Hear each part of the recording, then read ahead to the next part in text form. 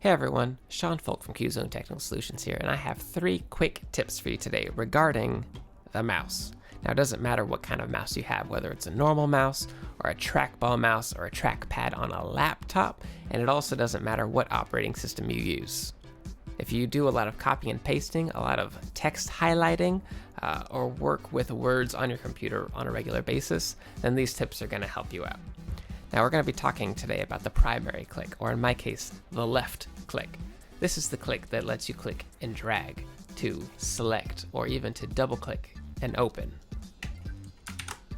That's what we're talking about today, but in terms of a word processor.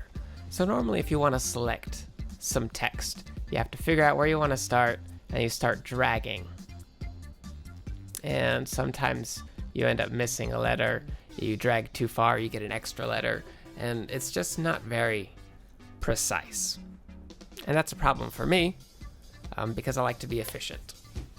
So something that I've learned is if you want to select just a single word, if you double click, you select the word. That makes it really easy to do a right click and look up, or to double click and say, hey, I really want this to be italic and bold, and just do that quickly and efficiently, which is really nice. But sometimes you realize, oh, I want to select the entire paragraph.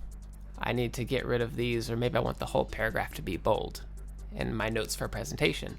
So we learned that a double click selects a word, but a triple click selects an entire paragraph from start to finish. Really clean, really easy. Doesn't matter how big the paragraph is, doesn't matter how short the paragraph is. Triple click selects the entire paragraph. And then you can say, hey, this is important, bold and underline, good to go. But what if you only wanted to select a particular amount? Well, if you just do a regular click and drag, you'll notice that it follows the cursor. So wherever the cursor stops, if you don't get the entire word, then you have to start over again. But if you do a double click, you'll notice it highlights the word you double clicked on, but as you start to drag, it actually selects and highlights word by word, which is really convenient if you want, 2 sentences or just the first sentence. You do still kind of have to be careful with punctuation and with spaces, but in terms of collecting word for word, this is going to be one of the easiest ways to go.